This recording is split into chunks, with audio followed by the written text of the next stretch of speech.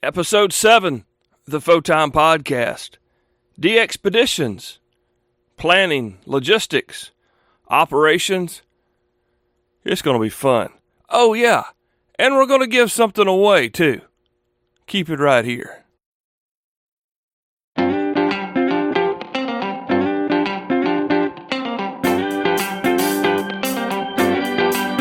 AmateurRadio15.com presents Photime, the other ham radio podcast, sponsored by Main Trading Company.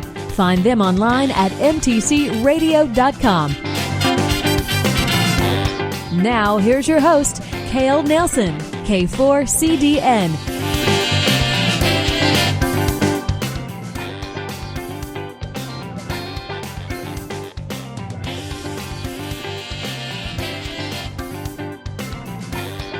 Welcome into episode number 7 of the Photon Podcast. I am Cale, your host. My call is Kilo 4 Charlie, Delta November, coming to you from the upstate of South Carolina. Hey, got a really exciting episode this time through. We're going to speak with Art, Whiskey Alpha 7 November Bravo, about all things DX-peditions. Yeah, we're going back down that road, and I think you're going to learn a lot. Great call coming up. We also have, at the end of the program, of course I'm going to make you wait, we're going to make the announcement of the winner of our HT giveaway, as sponsored and given by our friends at Main Trading Company, mtcradio.com. They are the show sponsor, and they're also the ones who are providing the walkie-talkie for the giveaway. So make sure you're checking them out if you need any gear. New or used, they've got it all. And you'll find them online at mtcradio.com. I think you'll be hard-pressed to find any better folks serving the amateur radio community. As I mentioned just a moment ago, we've got Art Whiskey Alpha 7 November Bravo. He's going to be on the phone with us. We tried to do Skype, and for whatever reason, it was horrible.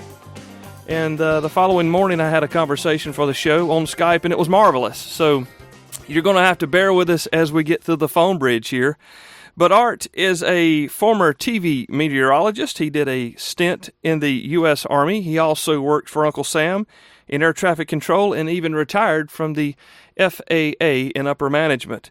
He retired and decided that wasn't enough to do, so he went back to school, and now he works as a medical coder in the great state of Arizona. So, Art, welcome into the Photon Podcast. Thanks for being here. My pleasure, Cal. Nice to be here. Well, I have to give a little credit to Jeremy, our friend here on the podcast, KF7IJZ, who actually introduced Arthur and I and made this communications happen. We tried Skype earlier and ran into some problems there, so we're going to bring this to you through the phone bridge.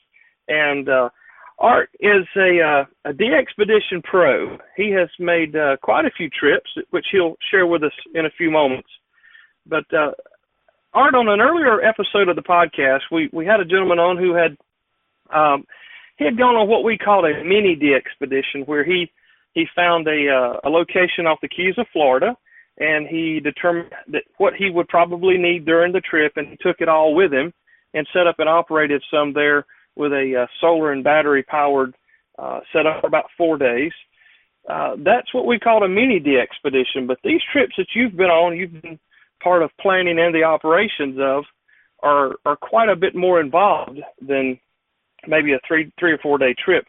Can you tell us a little bit about your end of the hobby, how you got into the hobby, and what brought you to the planning and operational phases of actual DX-peditions? Well, I've been an amateur radio operator just a little bit over 40 years. Got licensed in March of 1974, and upgraded to amateur extra pretty quickly, and experimented with all of the different phases of amateur radio. I think that the listeners know there are so many different facets, whether it be digital or satellite or the national traffic system, or whether you like county hunting or rag chewing or Morse code. And there is a population that enjoys DXing. And through the course of my life as an amateur radio operator, I ran into different people that introduced me to what DXing was, and I enjoyed it. And I really got serious about DXing around 1995 in that area, and started collecting and looking and chasing, and all of a sudden it dawned upon me that it would probably be fun to be the one being chased. And that's how I started to do the DX-peditions. Wow. So for those of you maybe coming in a moment later, so we're on the phone here with Art Blank from Arizona, and his call is Whiskey Alpha 7 November Bravo. Art spent some time as an on-air TV meteorologist. He did a stint for Uncle Sam in the Army. Thank you for your service there, Art. He retired actually from the Federal Aviation Association after doing some air traffic controlling and upper management in that. And through this, I'm assuming through most of that, you were an amateur and you were building up your resume along with your experiences with getting to the point of the DX-pedition there in 95, 96. So where was your first DX-pedition to, Art? Tell us a little about the first trip. Well, what I would consider to be, what you would consider to be a mini DX-pedition was my first DX-pedition, and where it happened and how it happened was rather odd. I have a very, very nice wife. I've been married 17 years. She's very receptive to me being an amateur radio operator, and we honeymooned in Hawaii, and when we were getting married, I said to her I would really like to take my equipment on the honeymoon, and she agreed. So I brought my equipment to KH6, and I was getting a lot of calls, and I said, wow, this is a lot of fun. So that was really the first one. But a few years later, I was involved in county hunting, and one of the other county hunters, by the call of Whiskey Victor 2 Bravo, Dwayne Trevor, lives in New York, very fine guy and a terrific operator. He announced that he was looking for operators or somebody to go with him to St. Paul Island, Charlie Yankee 9, which is located north of Cape Breton Island in VE1 land, in between Cape Breton Island, where Halifax is, and Newfoundland. And at the time I was living in New York, so I hooked up with Dwayne, and I said, yeah, I'd really like to go. So tell me a little bit about, what we need, and we started from there, and we started the logistics planning, how to get there, what I was going to be responsible for, what he was going to be responsible for, what equipment we were going to take, the goals that we were setting, how long we were going to be out there, what permissions we needed from the Canadian government, and that was really the first adventure. And it's of all of the DX-peditions that I've been on, I would say that that's the most memorable one because it was truly the most rustic one of all. St. Paul Island is not inhabited. We had to bring everything with us. It was the week of 4th of July, but St. Paul Island is quite a bit north in latitude, so it was rather chilly at night.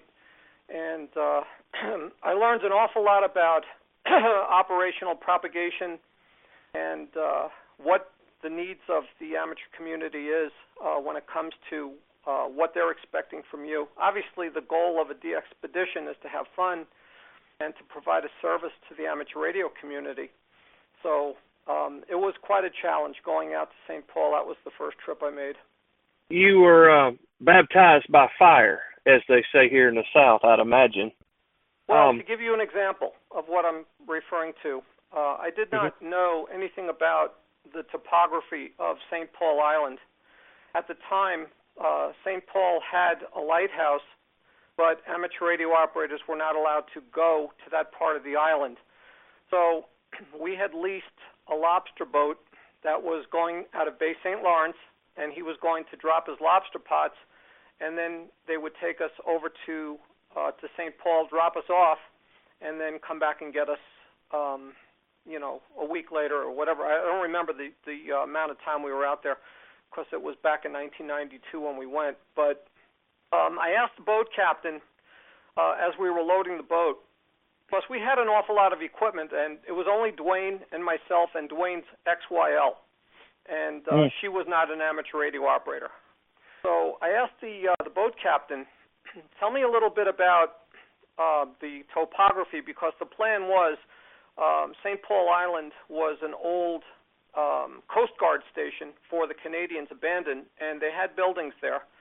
And I said, how do we get up onto the island and get to Governor's Mansion?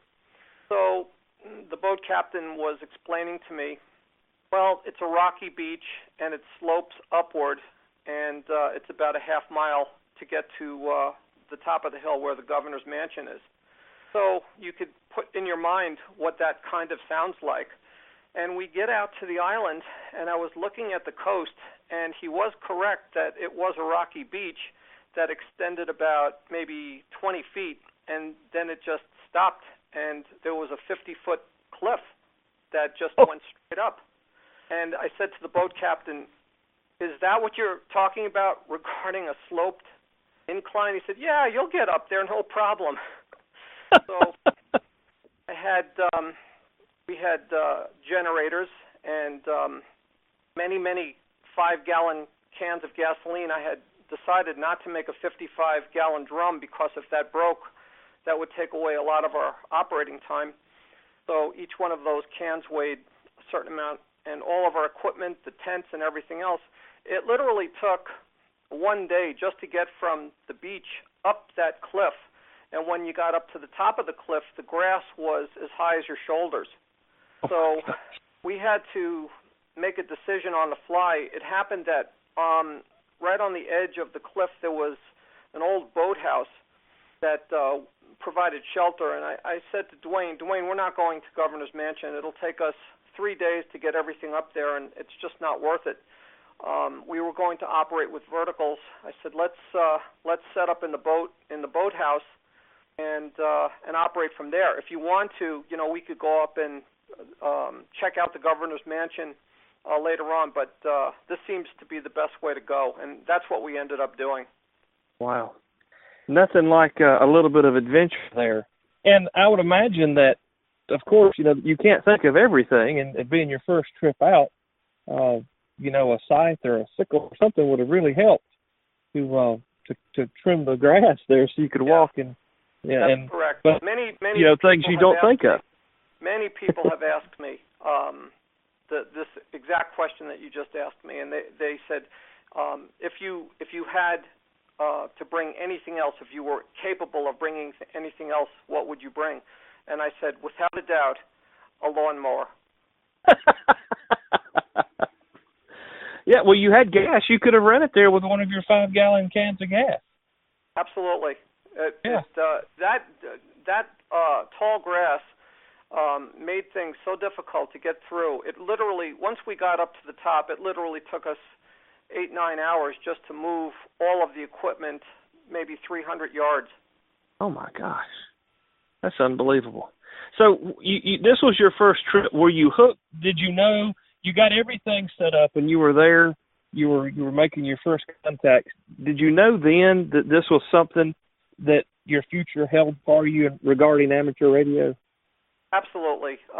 Once you have everything set up, and at the time when we went out to St. Paul Island, it was somewhere in the top 40 in all needed. There had not been an operation out on St. Paul Island in quite a number of years prior to us going out, so it had climbed up on the needed list, and it was very, very needed on digital modes, and we had digital with us, so there were a lot of very, very eager people to get us on digital, and as soon as those pile-ups started, I realized that this was something that I really enjoyed, and I was definitely going to do again. And to Dwayne, that was Dwayne's first DX-pedition. To his credit, he went back. He returned to St. Paul Island 3 or 4 more times, and I worked him a couple of times. And he, after a while, the Canadians allowed amateur radio to go to the lighthouse, which was a very, very different kind of scenario. There's electricity there, and you don't have to climb cliffs, and it was much easier to get on land. And I'm sure he enjoyed his trip much better over there. I can just imagine. And if you were hanging wire antennas, it probably helped to go out on the side there and droop them down from the top, I'd imagine.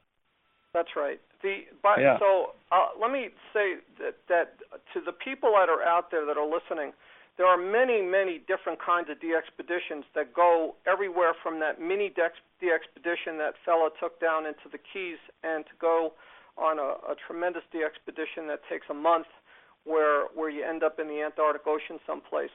I just described to you a DX-pedition that I would not recommend for a first-timer.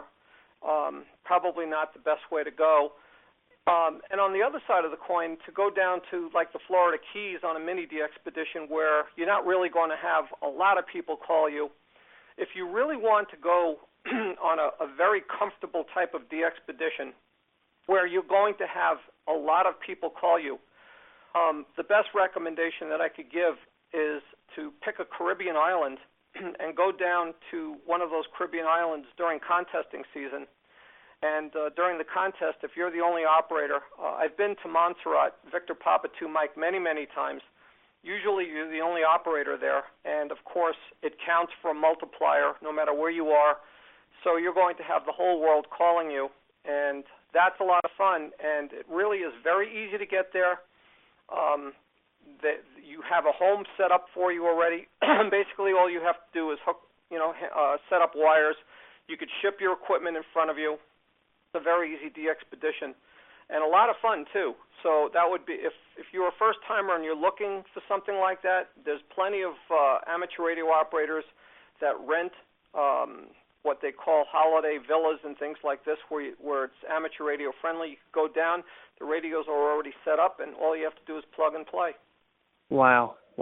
So it goes from one end of just like the hobby itself, it goes from one end of the spectrum all the way to the other. Correct. That is correct. Now, you spent some time on Midway Island. When did you make a trip to Midway? The Midway Island trip was, let me see, it was in 2009. It was in the fall of 2009. Very interesting trip, and let me give you a little background on this one. Sure. Midway Island and many other islands are run by the Department of Fish and Wildlife, and they have been very, very tight with allowing amateur radio to visit their islands, largely because they're understaffed with the national sequester going on, and they just can't staff places to escort people and such. So there's been a lot of denials. Somebody from Fish and Wildlife made a decision and allowed another entity, Desasheo Island, KP5, to come on the air. And the way they advertised it to the amateur radio world was they wanted, whoever wanted to go as a group would send Fish and Wildlife a request and justification as to why they should be the group selected, and Fish and Wildlife would pick who went. That did not happen on Midway. I guess Fish and Wildlife didn't like that, so what they did was just one day they put out an announcement and they said, we have 19 beds available on Midway Island. If you want to go out to Midway Island between this date and this date and operate, send us an email, and if you're in the first 19 and you could get out to the island, you're more than welcome. So I did send an email, and I got a response almost immediately, and they said to me that unfortunately I was not in the first 19, but I was the first alternate, and would I be willing to remain on that alternate list? And I said, yes, absolutely. The very next day they called me and said somebody has already dropped out, so you're in. And here is I believe it was on Yahoo, a Yahoo website where some of the other people that we've selected are assembling so that they could start organizing.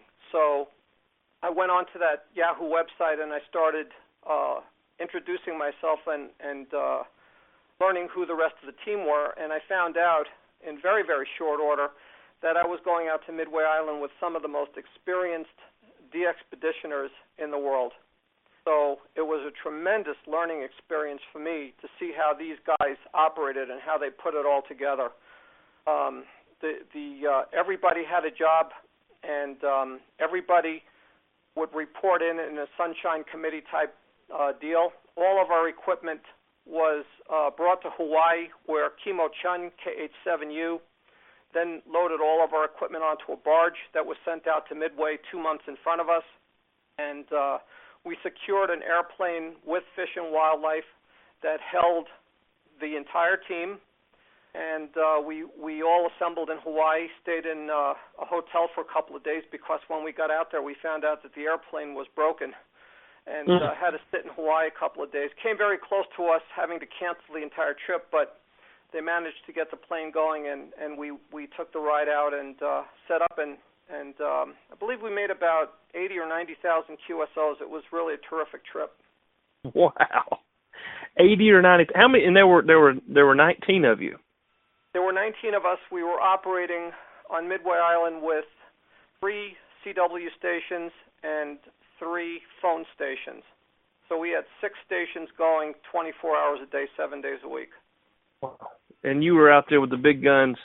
What was your biggest takeaway from that? You mentioned going out there with some of the most well-respected in that end of the hobby. What were some of your largest takeaways from that? Something that you could share with someone who would like some definitive knowledge and how to approach these types of events. Well, the biggest takeaway I got was the ability now to network with a completely different class of DX-peditioner. I was not in their classification. One of the nicest people that I've met in my amateur radio journey, 9 Victor 1 Yankee Charlie, James, who happens right now to be out in Timor. He also produces a lot of videos of DX-peditions, and he's from Connecticut, but he lives in Singapore now. I learned an awful lot from him. Tremendous guy. Another tremendous guy was Don Greenbaum, N1DG, terrific DX-peditioner, terrific logistical genius, was able to orchestrate a lot of things. Tom Burnson, ND2T, who is now the president of the Northern California DX Association, another terrific operator and a great guy. Bruce Butler, who's now a Silent Key, was a terrific mentor, and learned a lot from these people. It was really, I was completely, I thought that I knew something about DX-peditioning until I met these guys. It was an eye-opening experience. I don't want to disinclude people, but I also want to mention the team leader, Tom Harrell, N4XP, was an outstanding leader. He knew exactly what to do. There were times I got frustrated out there, and he knew how to handle it. He knew how to handle situations, and I give him a lot of credit, and he was a great guy to follow around. So you dropped some names, some call signs there, and if folks are looking for someone to follow, if you will, regarding this end of the hobby, yourself included, some of those would definitively be the guys to look at. Can you give me the gentleman's call once again that does the videos, and I will try to at least get a link onto our show note for that. Hey, James is very well known. 9 Victor 1 Yankee Charlie is very, very well known. Fabulous. Well, I will look for James and get the guys and gals listening to the program connected with him.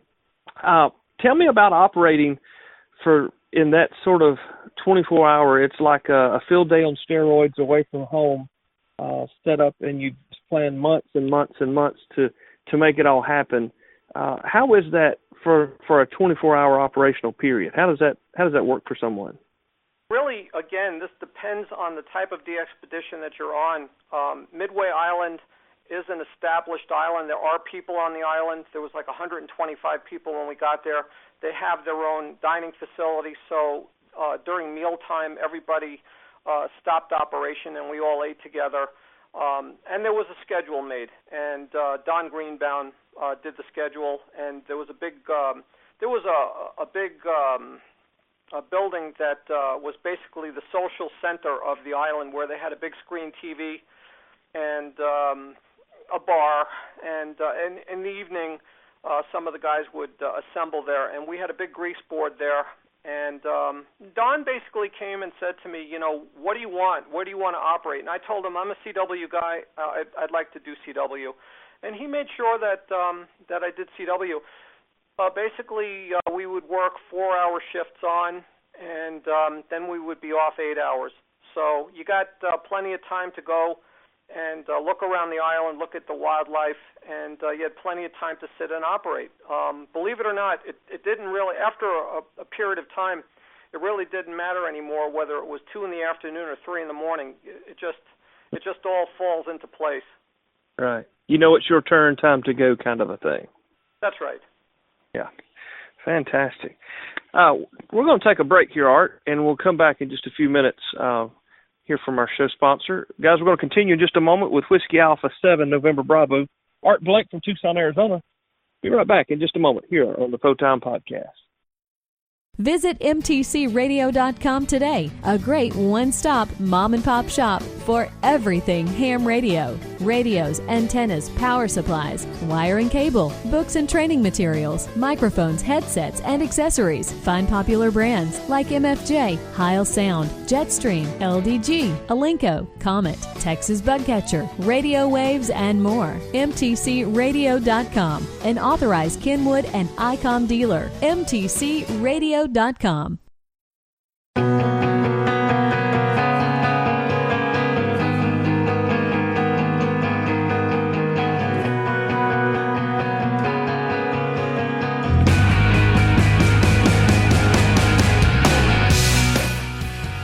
we're going to get back to the call in just a second, and we still have the HT giveaway to announce, so don't go anywhere, guys. This is the Photon Podcast from AmateurRadio15.com. All right, guys, back on the Photon Podcast. It is Kale, K4CDN, and we're talking to Art Blank from Tucson, Arizona, Whiskey Alpha 7 November Bravo. Art is the DX-peditioner, and he's talked to us about his first trip and his trip to Midway. Art, let's talk about the Juan Fernandez DX-pedition from 2013 that you were a part of. Sure. Juan Fernandez Island it's really part of the Juan Fernandez Archipelago. The name of the island is Robinson Crusoe Island.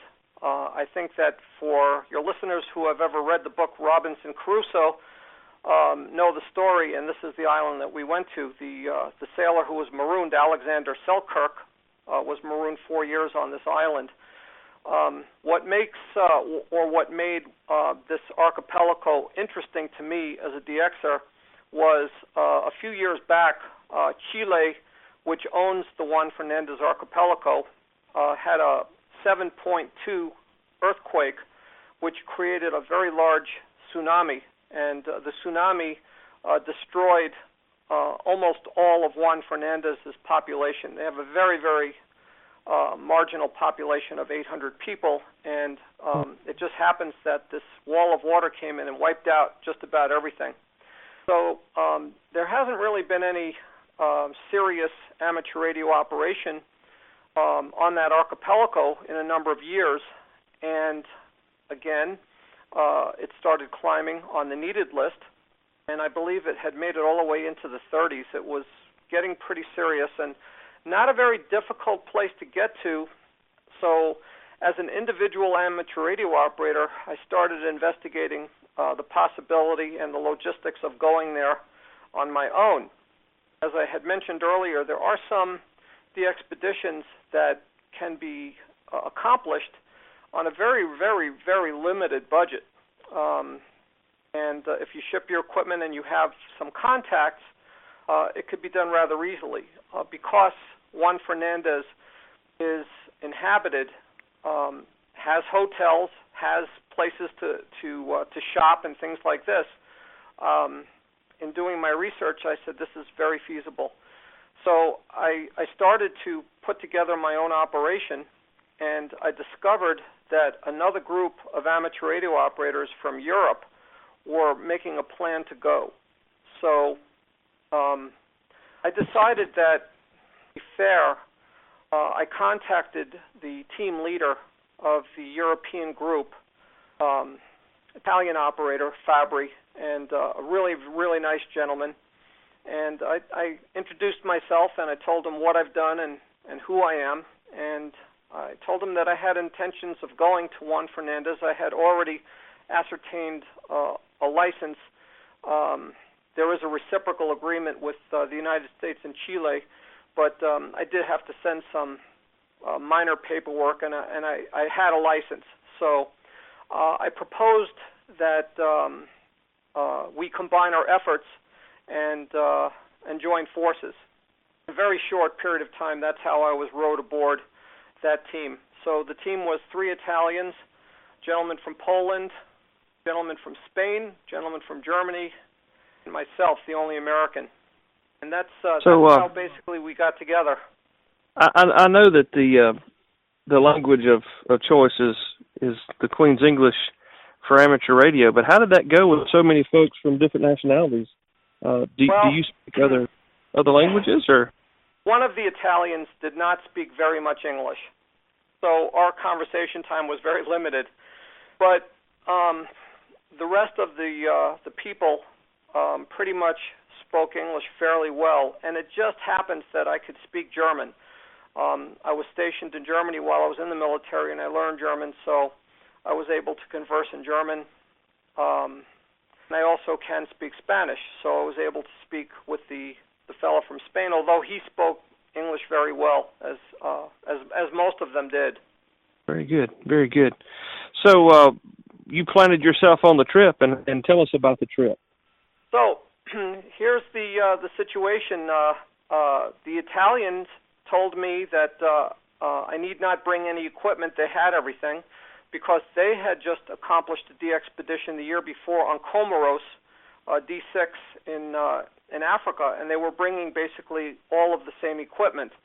So they said it's not necessary if I wanted to bring my own paddles for CW or headphones or small things, but I need not bring any equipment. So that was a tremendous relief for me.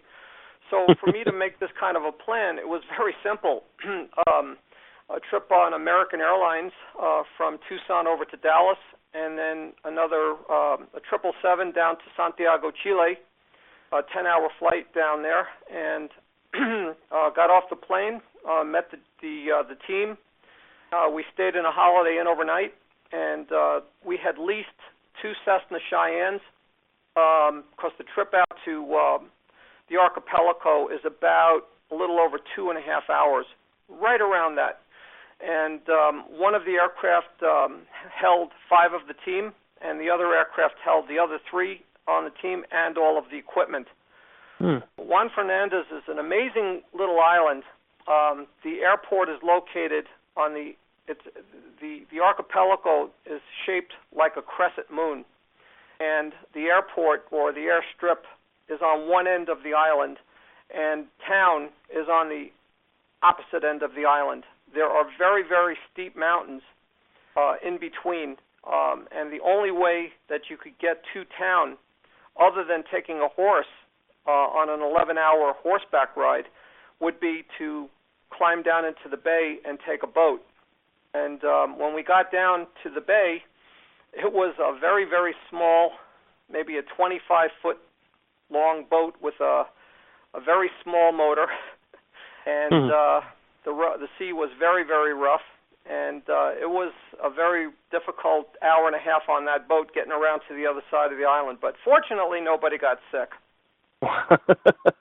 Yeah, that wouldn't have been any fun for anyone on the trip, I'd imagine. It would have been terrible. But when we got to the hotel, I found out that the hotel had a Zodiac. And if you don't know what a Zodiac is, it's a very, very nice ride. It seats 20 people. It's got 2 very large engines on it. And I asked the hotel manager, what does it cost to take the Zodiac back over to the airport? And she said, well, it's going to cost X. I don't want to say because I'd be a little bit embarrassed. And I just pulled out my roll of money and said, here you go. We're not going back in that little rowboat. So we went back over to the airport in the Zodiac. But it was a great job, and the team. See, I'm the newcomer to this team. Also, all of these other guys had already been together on Comoros, so they knew exactly how to set up, where to set up, what to set up. They had spider beams, they had verticals, and within 3 hours we were on the air. It was amazing how quickly they got things going. That is amazing. That is amazing. And you were the only American. So I was the only American. Tell us a little bit about, this is one of my curiosities, eating. And I'm not a real big guy. I could stand to eat, maybe lose 20 or 30 pounds, but, I think about going off on these trips. It's like camping with your radios in some aspects, in others it's not. But I'm assuming that's part of the logistics that goes along with planning for the trip. Earlier, I was mentioning to you the different levels of DX-peditioning.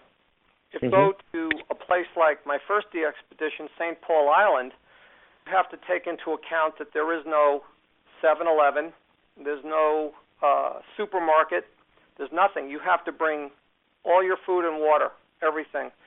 So you have to plan out accordingly, how much the food is going to weigh, how much the water is going to weigh, things like this. So that's why I'm saying for people that are kind of fledglings and are trying to do this for the first time, it's probably a better idea to go to a place like one of the Caribbean islands, or even a Juan Fernandez if you wanted to be a little bit more adventurous, because the hotel that we stayed at closed to the public while we were there, and 3 times a day they would feed us. Wow. Like having your own little kingdom. Pretty much. And your wife's at home and she can't gripe at you because the grass needs to be cut. That's true. I have heard of the level of DX-peditioning that I have not done costs quite a bit of money. There's a lot of money involved, and a lot of DX-pedition planning is fundraising. And we have a lot of great organizations just here in the United States, Northern California DX people.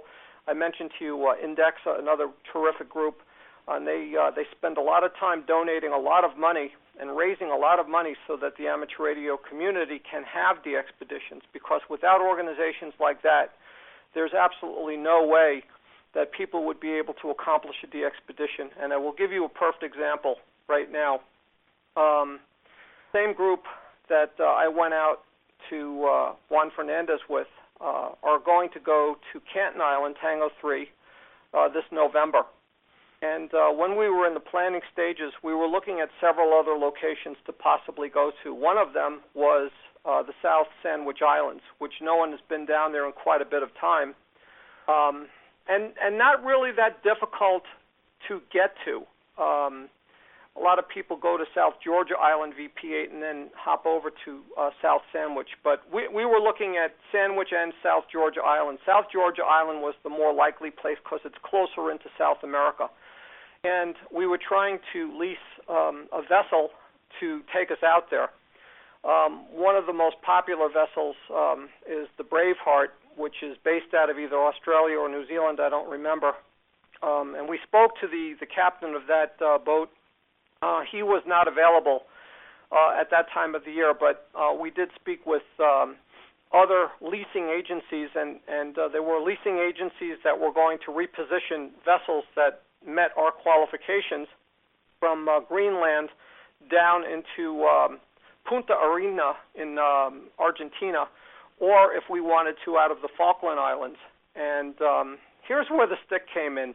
The government on South Georgia Island requires that when the boat brings you there, the boat has to remain, cannot leave, and leave you stranded. So that's a problem, because now you have to pay the boat just to sit in the harbor and pay the crew just to be there. And most of these boats are quite expensive. The average price that we were getting from boats ranged in between $7,000 and $8,000 per day. Wow. So think about if we were going to go down there and operate 14 days. We were planning on operating 14 days, and it takes 3 days from the Falklands to get over there and 3 days to get back. So now we're talking about 20 days times $7,000 a day. That's $140,000 before you even start thinking about other things. And to raise that amount of money for a smaller group of middle-range experienced DXers is not really feasible. So just in saying that, it prompts a question for me. Going back to before the break, when we were talking about some of the upper echelon guys that you were introduced to with the Midway trip, I'm going to just step out on a limb here, and if it's wrong, I'll just take it. But I'm going to assume from what you've just said is that according to who's going on the trip, may have a better chance in raising funds because almost a celebrity type, and I don't mean that in a derogatory fashion, but name recognition, call recognition, past DX-pedition type things. Is there men or operators that you have a better chance of funding with? Is that correct or a good assumption? No, it's not a correct assumption, and I'll tell you why. What is a good assumption is if you're talking about an extremely rare entity that has not been put out in 10, 15 years, it's likely that caliber of DX-peditioner is going to be, they'll just happen to be on that DX-pedition because that caliber of operator knows how to network and coordinate that type of event. So another fellow that went out with me to Midway, Craig Thompson, K9CT, terrific guy and a terrific operator. He just recently went out to Fox Tango 5, which was an enormous undertaking, and he went with a group of at least 15 guys. I don't remember how many went, but each one of those people were Major League DX-peditioners, and on top of it, each one of them had to put $10,000 of their own money into the trip because they were unable to raise all of the funding necessary. Wow. I guess it's good that you gentlemen worked for so many years to build your IRAs and 401ks when it comes to some of the things. No, another good excuse for a long, hard job. Wow, that just kind of came to me. I didn't know if I'd be right or wrong, but that what you said makes plenty of sense to me regarding them wanting to be there when it is activated. We've spoken in the past here on the show to a gentleman who spent some time on the mountaintops, activating the summits, and I guess it would be almost like an inland type expedition. But he said that once he found out that was his niche, he was there, and it sounds like that's definitively yours as well, Art. For someone, and we've touched on this 4 times regarding not making the road too hard for yourself. For someone listening to this program who is maybe new to the hobby or new to the idea of a DX-pedition, where's a place that they can go, or can you direct them to a couple of places that they can go to begin to learn about the DX-pedition and to try to find themselves on one? Well, in this world now of the internet, it's not very difficult to just Google the word DX-pedition. What is a DX-pedition? And you could read many different people who have been on multiple expeditions explaining what they did, how they did it, what type of protocol they used, and things like this. So I would say the very first person to go to would be the internet. Now, anybody that lives in a town that has a DX club, and most do. Here in Arizona, there's the Southern Arizona DX Association, and of course there's the big Central Arizona DX Association. A great place to go and visit. Look online, go to the ARRL website, and find where your DX clubs are, and pay a visit and say, hello, I'm interested in this, and that would be another terrific resource to start. Fantastic. Well, would you try it all over again if you had never taken one? Do you think that the interest would spur you to move again? I'm the statement that I'm about to make is I plan on going on more DX-peditions. I just started a new job, so I don't have any leave time right now, which is unfortunate. But there's going to come a day where I finally pull a plug from working and retire, and I plan on going on more DX-peditions. There's many places, many places that you could go and have a very good time and have the world call you that would not be a big strain on your wallet. And that's how I'm going to spend my retirement. Wonderful. Your second retirement. That's correct, my second retirement. Your second my dad's just started his, and it's he's always looking for something to do. I told him he should have gotten into amateur radio years ago, but, I guess I would have been to it earlier, too, if that would have happened. Thank you very much. Go ahead. It's never too late to become an amateur radio operator. You could be 13 or you could be 85. It doesn't matter. This is a great hobby. There's so many different things that you could do, so many different people you can meet. You're never a stranger anywhere you go. Anybody that has an antenna sticking up in the air is immediately your friend. You become part of a brotherhood. So don't be scared away. Hey, before I go and ask you, because I sometimes I remember and sometimes I fail to remember to ask this question. You said that you were a CW guy, so I can't ask you your favorite operating mode. I got that through conversation. But tell us a little bit about your station. Do you operate a lot from home, or do you mainly just have your gear ready to go at the moment's notice? If anyone wants to see what my antenna system looks like, I invite you to go on to QRZ.com and type in my call sign, and you could see my antenna system. Currently, I run off of a pretty modest station. I have an ICOM 756 Pro 3, and I'm running an alpha amplifier. I do have a 90-foot tower, and on the tower I have basically three beams. One of them is a 6-meter beam. One of them is an 11-element Yagi that covers 14 megs up to 28 megs, and then my recent addition is I have a 6-element Opti beam that goes 2 elements on 10 megs, 2 elements on 7 megs, and 2 elements on 3.5. And I'm looking at that picture. That's quite impressive, my friend. Thanks. Yeah, I've been to Arizona once, and it looks just like that. So if you guys are looking at the picture of Art's antennas and you've never been to the great state of Arizona, that's exactly what it looks like. And coming from the deep south. My wife and I picked this spot specifically because, as you know, homeowners associations do not like big antenna setups. So we're out in the raw desert, and I get to commune with rattlesnakes and coyotes and whatnot. But that's what it is out here. Yeah, it's a beautiful land, and it's a dry heat. It is a dry heat, yes. Compared to the 76% humidity we had today in South Carolina, about 93 degrees, it was unbearable. Arthur, thank you for your time. I know this was last minute, but wow, it's been fun. I have really enjoyed chatting with you.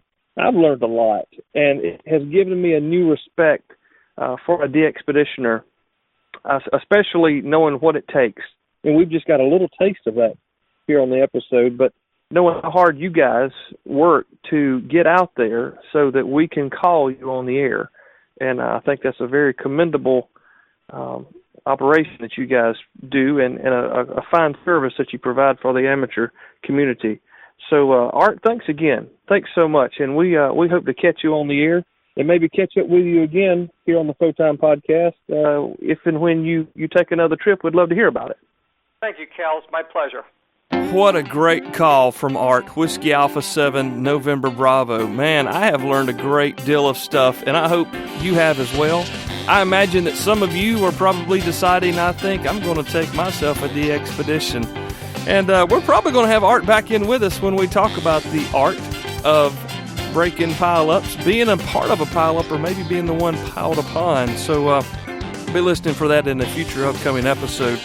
Thank you, Art, for being here with us again. We appreciate your time. And the listener as well, we thank you for being a part of the Photon Podcast. Now, without further ado, how about a little drum roll, and we'll get right back to the close with the winner of the HT giveaway, sponsored and provided by our friends at Main Trading Company, MTCRadio.com.